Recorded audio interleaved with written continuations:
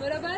तर त्या 2012च्या त्या केस नंतर 2013 पासून मुंबई पोलीसमध्ये निर्भया पथक आहे, जे की फक्त महिलांसाठी 24/7 अवेलेबल असतं. 24 तास म्हणजे माहिती आहे आपल्याला, अगदी रात्री 12 ते सकाळच्या पहाटेच्या 6 वाजेपर्यंत. त्या वेळेमध्ये सुद्धा मी कसं सांगू पोलिसांना किंवा मी कसं घराच्या बाहेर पडू हा विचार मनात आणायचा नाही. डायरेक्ट 100 नंबर 103 नंबरला फोन करायचा. तुम्ही जिथं कुठेही असाल पोलीस गाडी तिथं येणार. मुंबई पोलीस खूप अलर्ट आहे. तुम्ही भांडणं वगैरे केल्यानंतर कॉल करत असाल, गाडी येते ना कोणी केलं का नाही फोन, बरेच कॉल करतात. तर तुम्ही असंही तुम्हाला कधी अडचण असेल तर तुम्ही फोन केला तर गाडी येणार, किंवा तुम्हाला शक्य असेल तर तुम्ही पोलीस स्टेशनला येऊ शकता. ठीक आहे. तर आता तुम्हाला मी थोडक्यात एक केसेस सांगते आणि त्याचे लॉ पण सांगते की आपल्यासाठी IPC मध्ये काय काय प्रोव्हिजन केलेले आहेत. आपल्याला जर कोणी छेडछाड वगैरे काढली आपली, आपण आता भाजी वगैरे आणायला जातो, किती जणांनी असं एक्सपिरियन्स केला, आपल्याला हात लावून गेला, इकडे तिकडे कोणीतरी हात लावतात ना, सगळ्यांना लावतात. आम्ही पण सिव्हिल ड्रेसवरती असतो तेव्हा एक्सपिरियन्स केलेले आहेत. पण तुम्ही कोणी विचारलं का की तू का केलं असं? तो सॉरी बोलतो, निघून जातो. तुम्ही विचारलं का केलंस? त्याला घेतलं चौकात, 4 लोकांना गोळा केलं? नाही केलं, नाही करत आपण. आपल्याला कुठे तेवढा वेळ आहे. तो हात लावतो, अजून 4 जणींना निघून जातो. मग आपण त्याला सोडून द्यायचं असंच? तुम्ही जोपर्यंत त्याला घेऊन येणार नाही, हे प्रमाण कमी होईल का? मला तुम्ही सांगा, प्रमाण कमी होईल का? नाही होणार. तुम्ही अवेअर व्हा, तुम्ही त्याला घेऊन या पोलीस स्टेशनला. ह्या सगळ्या छोट्या छोट्या गोष्टी आहेत, पण तुम्ही जोपर्यंत इनिशिएटिव्ह घेणार नाही त्या गोष्टी बदलणार नाहीत. बरोबर आहे? समजतंय मी सांगितलेलं? त्यामुळे जर असं कधी वाटलं की कोणीतरी मुद्दाम आपल्याला हात लावलेला आहे, मुद्दाम आपल्याकडे सारखं सारखं बघतो आहे, घेऊन यायचं त्याला, चल म्हणायचं पोलीस स्टेशनला. ठीक आहे. किंवा आता एक एक्झाम्पल सांगते. भाजी आणायला एक गेली होती महिला, ती म्हणते की टोमॅटो कसे आहेत, तर त्यानंतर तो म्हणतो, म्हणजे त्याने किंमत वगैरे सांगितली, पण ती बोलते नरम आहेत थोडे, जरा कडक दाखव. मग तो त्याच्या सोबत जो मित्र होता त्याला म्हणतो की कडक पाहिजे त्यांना बाजून, म्हणून तो हसतो त्यांच्याकडे बघून. मुलींना भाषा समजते नाही, तिनं मग त्या लँग्वेज वरती त्यांनी हसून म्हणजे कमेंट करून हसले ते. तिनं सरळ त्याला घेऊन आली पोलीस स्टेशनला. त्याला बघितलं आम्ही काय करायचं ते. मग ह्या छोट्या छोट्या गोष्टी आहेत, जोपर्यंत तुम्ही पुढाकार घेणार नाही हे प्रमाण कमी होणार नाही. ठीक आहे. तर हे झालं 354 कायद्याअंतर्गत येतं हे. आता हे आपल्या काही महिला कामावरती जात असतील, आपण कामाच्या ठिकाणी जातो किंवा घरी येताना इकडे तिकडे जाताना जर एखादी व्यक्ती मला सारखं जाणवते, मी जिथं जाते माझ्या मागे मागे येते, असं होतं ना. एखाद्या व्यक्तीला आपण आवडत असेल तर आपला पाठलाग करणार सारखं सारखं.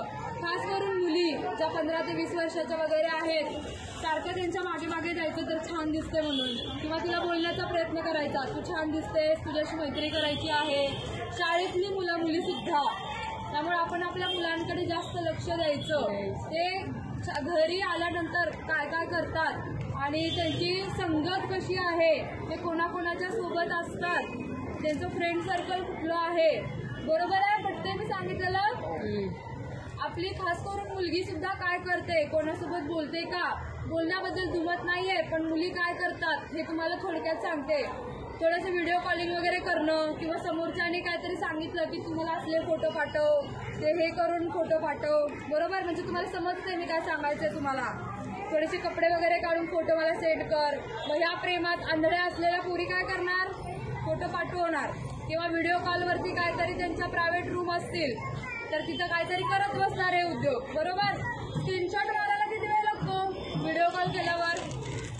मग ब्लॅकमेलिंग करणार परत, तुझे हे फोटो मी व्हायरल करेन, मग तू माझ्यासोबत राहा, नाहीतर मी तुझ्या घरच्यांना सांगेन.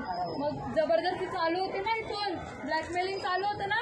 एक्सपिरियन्स केला असेल कोणीतरी किंवा ऐकलं असेल आजूबाजू कधीतरी घडलेलं होतं. खूप केसेस येतात या. त्यामुळे आपण चान्सेस नाही द्यायचा समोरच्या व्यक्तीला.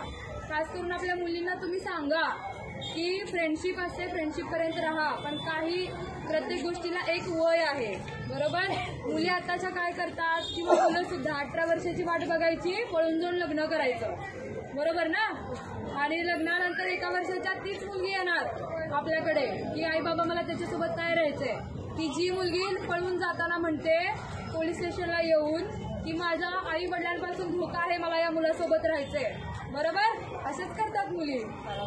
मला आई वडिलांसोबत नाही राहायचंय, मला ह्या मुलासोबत राहायचंय. आम्ही बघितलेलं आहे, असं येऊन स्टेटमेंट देतात आणि मला आणि माझ्या नवऱ्याला माझ्या आई वडिलांपासून धोका आहे. ज्या आई वडिलांनी तुम्हाला जन्म दिला, मोठं केलं, त्यांच्यापासून तुम्ही धोका आहे म्हणून सांगता.